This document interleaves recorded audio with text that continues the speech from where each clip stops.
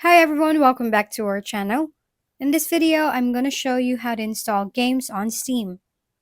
To do that, first go to search bar and type in Steam and open it. Next, log into your account or create an account if you don't have one. Then go to search bar located at the top right of your screen.